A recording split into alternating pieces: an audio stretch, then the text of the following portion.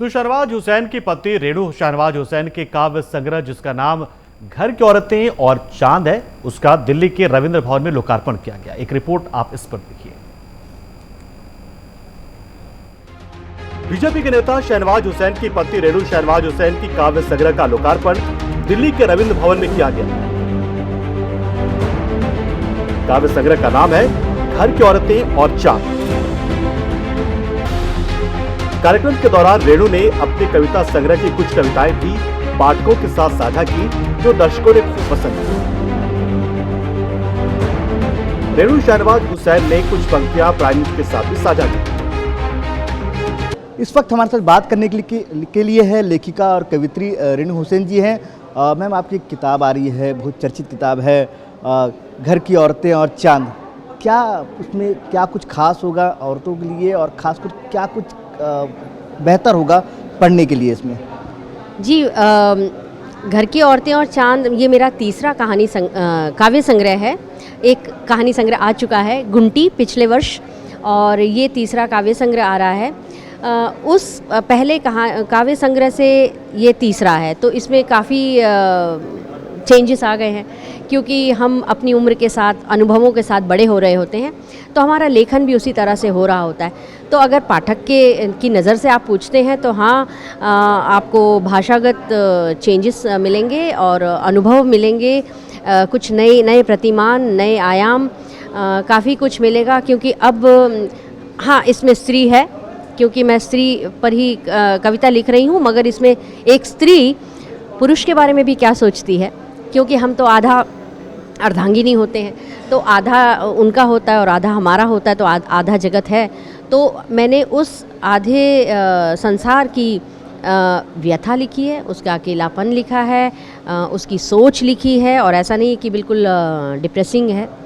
यानी वो सोचती है, वो औरत है जो खुद ही सोच के अपने दुखों से बाहर आना जानती है। वो इतनी सशक्त है कि वो जानती है कि मुझे अपनी मुश्किलों से बाहर कैसे आना है, चाहे वो कामकाजी महिला हो, चाहे वो घर की महिला हो। तो बेसिकली मैंने घर की औरतों का इसलिए जिक्र किया है क्योंकि भारत की औरतें ज़्यादातर घर में रहती हैं और घर को बनाती हैं, तो उनका जो महत्व है वो कहीं से कम नहीं आंका जा सकता। तो ये उनका अस्तित्व, उसको स्थापित करने के लिए ये किताब आई है। मैम, अगर उसमें से कोई रचना या कोई कविता अगर सुना दें आप, 2 लाइन।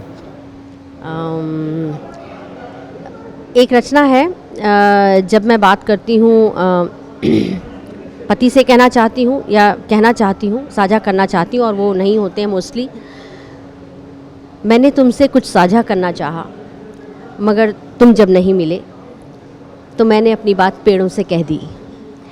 तुम कभी कभी पार्क में घूम आया करो, फूलों से खुशबू आएगी, पत्ते चरमरा कर बात करेंगे, हवा में खुशबू गूंजेगी। तुम पेड़ों से सुन लेना मैं जो कहना चाहती थी। शानदार मैम। मैम, अगला सवाल और अंतिम सवाल ये है कि अगर पाठक इसको पढ़ना चाहता है तो कहाँ अवेलेबल है और किस स्टोर में मिलेगा? और ई-कॉमर्स प्लेटफॉर्म तो बहुत सारे आ गए, तो क्या उसमें भी मौजूद है? जी बिल्कुल। ये राजकमल से प्रकाशित हुआ है, और अमेज़ॉन पे भी ये दे दिया गया है, तो अमेज़ॉन से लिया जा सकता है। और आज तो है ही, और बाकी तो बुक फेयर या और कहीं अभी इसकी जो स्प्रेड आउट करने की और ज़्यादा चीज़ें होंगी, क्योंकि अमेज़ॉन मुझे सबसे लगा कि बहुत इजी तरीका है, वो किया है। Thank you so much madam, prime news से बात करने के लिए। कैमरामैन किशन के साथ पंकज वानखेड़े, प्राइम न्यूज़, नई दिल्ली। इस मौके पर मशहूर लेखक कवि नरेश शांडिल्य, अनिल शर्मा जोशी, लीलाधर मंडलोई, लक्ष्मी शंकर वाजपेयी, ममता किरण, प्रोफेसर सोमादाय, सागर सियालकोट और आलोचक संदीप अवस्थी भी मौजूद है।